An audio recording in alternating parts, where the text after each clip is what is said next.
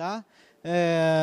Eu acredito que a história ela não tem um caráter meramente informativo e que ela estabelece alguns nexos, né, de contato com o presente. Então, apesar de falar da história aqui, a minha ideia principal é falar da presença da bicicleta nas cidades e como ela modifica os costumes e os modos de vida nas cidades, certo?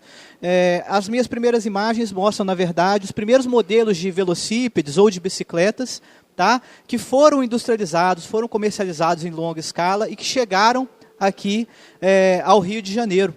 Tá? Tem aí a data de cada modelo e a presença deles aqui. O mais importante de falar sobre isso, na verdade, é que a bicicleta, como um aparato novo, era um aparato muito caro, tá? Só as pessoas de grande poder aquisitivo podiam ter bicicleta naquele momento, e a bicicleta chegou aqui no Rio, então, através dos filhos das elites que vieram para construir a cidade, né? Outro aspecto central é o fato do Rio de Janeiro ser a capital do Império e, posteriormente, da República.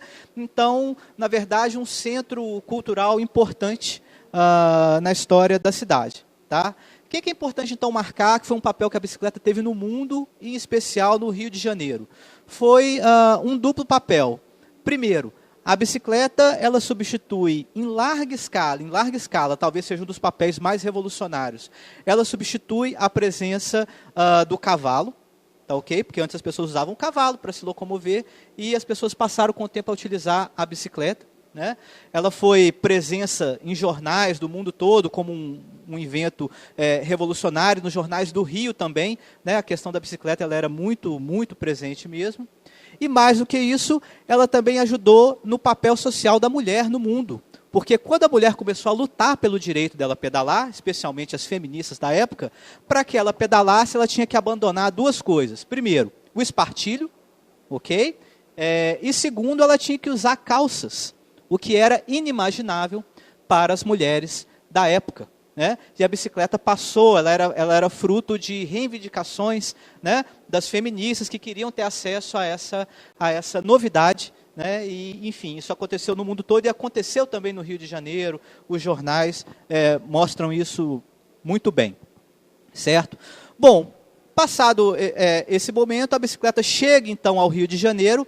As primeiras competições de ciclismo, ela chega muito enquanto novidade, ela não chega enquanto meio de transporte. Aconteciam muitas competições de ciclismo. Essas competições aconteciam nos velódromos. O primeiro velódromo da cidade foi o Velódromo Nacional, que é de 1892 e ficava na Rua do Lavradio.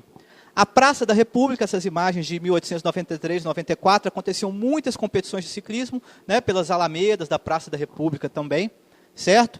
E o Rio de Janeiro teve o auge do seu ciclismo em 1897.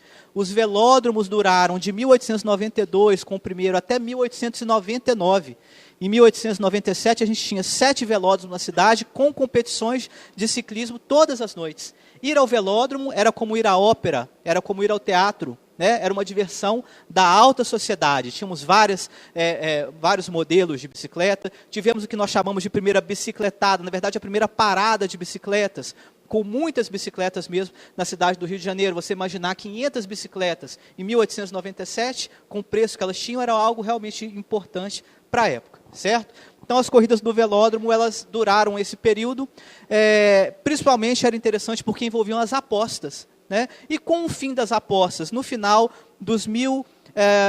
começo dos 1900, ficou desinteressante para as pessoas acompanharem as corridas, e a bicicleta sai dos velódromos e ganha a cidade.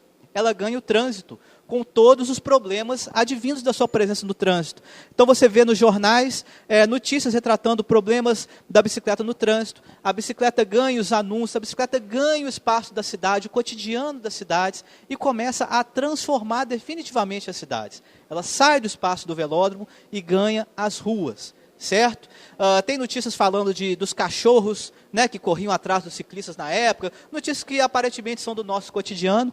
Essa é uma foto de uma parada de bicicletas em São Francisco, né, o que muitos acreditavam ser o precursor da massa crítica, mas a massa crítica, na verdade, tem toda uma conotação política diferente daquele momento, né? Mesmo incorrendo em anacronismo. A bicicleta ela é revolucionária, seja em grande quantidade ou apenas uma. Né? Uma bicicleta já pode fazer toda a diferença quando a gente está falando da presença dela no cotidiano das grandes cidades, né? Então a bicicleta chega para transformar o espaço das cidades, a forma das pessoas se relacionarem com as cidades, né?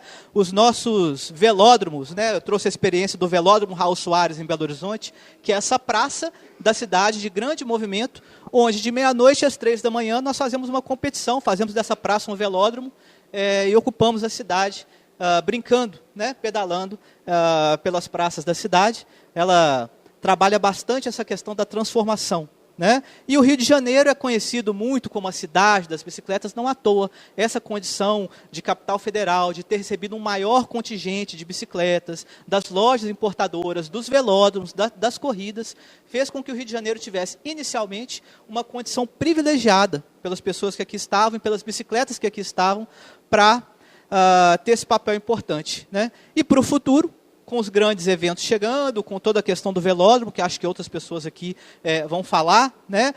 O desafio, na verdade, é trazer novamente o ciclismo para a cidade. Eu acho que o ciclismo está muito incorporado na bicicleta enquanto meio de transporte, mas enquanto esporte a gente ainda precisa de um investimento mais maciço, ok? Eu acho que um dos introdutores do Pet Acutia no Brasil era o Juca Chaves, porque eu lembro de uma frase do Juca Chaves que simboliza o Pet Acutia, que é: falei pouco, falei bem, não cuspi em ninguém. Obrigado.